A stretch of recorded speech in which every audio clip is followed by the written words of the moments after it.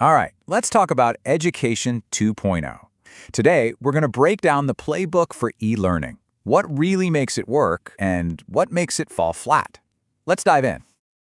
Welcome, everyone, to the 25th discussion of the smart world around us, brought to you by Smart-EDU Hub. For today's explainer, we are digging into a really important, highly cited article called Education 2.0 E-Learning Methods by Andreea-Maria Tîrziu and Cătălin Vrabie. It gives us a fantastic framework for understanding what actually makes online learning tick. And, of course, a link to that full article is right there for you in the description below. So here's what we're going to cover. We'll start with the basics. What even is e-learning? Then we'll look at the 3 different flavors it comes in. After that, we'll dive into the big challenges, zero in on 7 major hurdles, and wrap up with what might be the most important piece of the puzzle, the human factor. Okay, so first things first, we gotta lay the foundation, right? What exactly are we talking about when we say e-learning? It sounds kind of obvious, but trust me, getting the definition right is absolutely key to understanding everything that follows. Well, if you look it up in the Oxford Dictionary, you get a pretty simple definition. Learning conducted via electronic media, typically on the internet. Okay, fair enough. Simple. But that's really just scratching the surface. It is not the whole picture. Now this definition, this one gets to the real heart of it. The key word here, the one I want you to focus on, is interactions. See, it's not just about you watching a video or reading a PDF. It's about interacting with the material, with activities, and maybe most importantly, with other people. Real e-learning isn't passive. It's supposed to be active. It's supposed to be engaging. And that whole idea of interaction kind of leads us to our next point. E-learning isn't this one-size-fits-all thing. The source material actually breaks it down into 3 main, let's call them flavors. Each one has a totally different approach. So first, you've got your fully online courses. This is probably what pops into your head when you hear e-learning. Everything, I mean everything, happens online.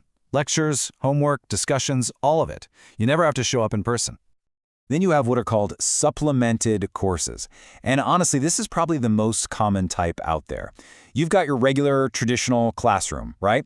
But the teacher uses tech to make it better. You know, like using PowerPoint slides, putting notes online, or having you take quizzes on a website. And last but not least, we have hybrid courses.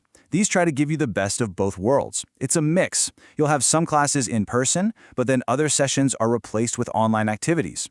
It's a real blend of the two. All right, so we've got a handle on what e-learning is and its different forms. Now for the tricky part. What does it take to actually make it work?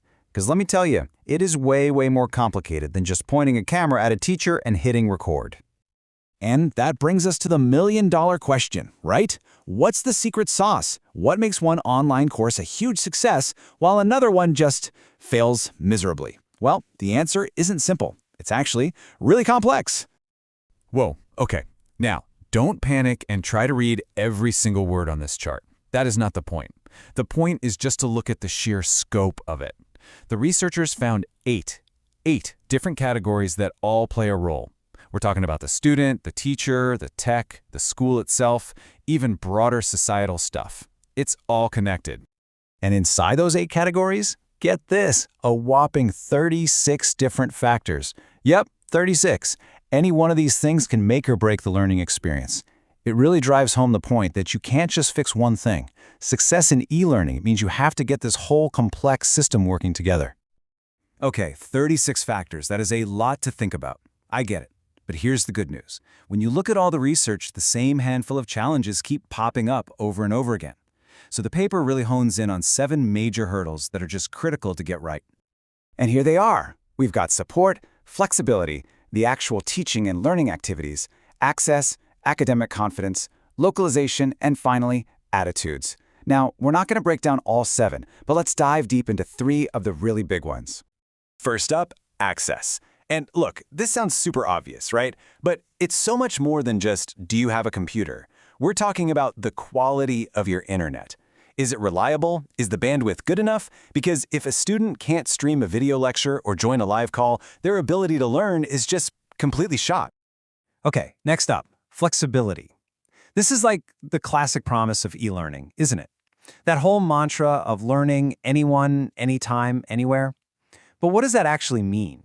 It means letting students have some control over the pace, when they turn stuff in, maybe even giving them choices in how they get the content.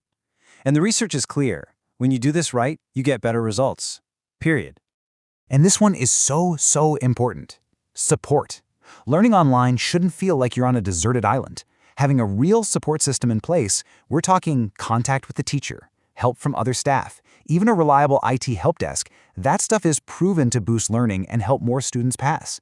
You absolutely cannot just throw technology at people and expect them to succeed on their own. Which, brings us to the big finish, the main takeaway from all of this research. It's the one idea that really ties all these different challenges and factors together. And here it is, the single most crucial point. You have to put pedagogy before technology. So what does that mean? A technology-first approach is when people get all excited about the latest app or gadget. They just assume students, these digital natives, will figure it out. But the right way, the pedagogy-first way, starts by thinking about the teaching itself. How do we want to teach this concept? And only then do you ask, okay, what's the best tool to help us do that?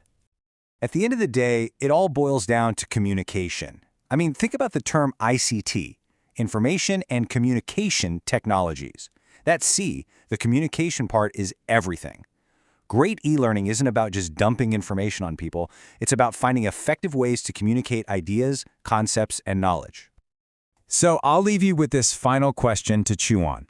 As technology becomes just a normal part of everything we do, maybe the future of education is less about the E in e-learning and more about getting back to what really matters, the learning part, no matter how it's delivered. If you enjoyed this discussion, please be sure to like and subscribe to the Smart-EDU Hub channel so you'll be the first to enjoy our new content. Stay smart with Smart-EDU Hub. And just one more reminder, that link to the full article we talked about today is waiting for you in the description below. Thanks for tuning in.